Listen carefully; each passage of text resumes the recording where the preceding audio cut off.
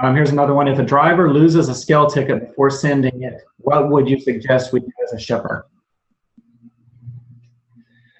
That's a good question. Packing list, cost, tear weight? How much risk do you like to take? I would say that you submit a VGM based on what you know. You know that your packing list and your commercial invoice typically has the weight on it.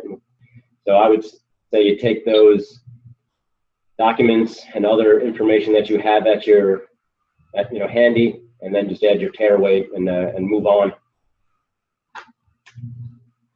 Yeah, I think depending on where the scale is, or who the operator is, they might have a record as well that you could, double back and get a confirmation on if you knew the approximate weight, or if it didn't vary from what you expected it to be.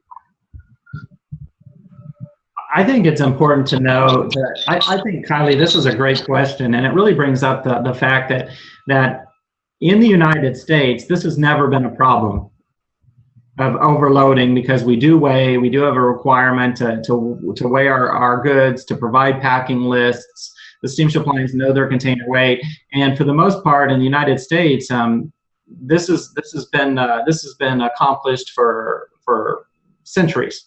So that's not really a U.S. problem. So I agree with Patrick and Eric. You use what you know, and you use what you've done in the past, and that's weighing your product, knowing what the product weight is, and reporting it accordingly as your VGM.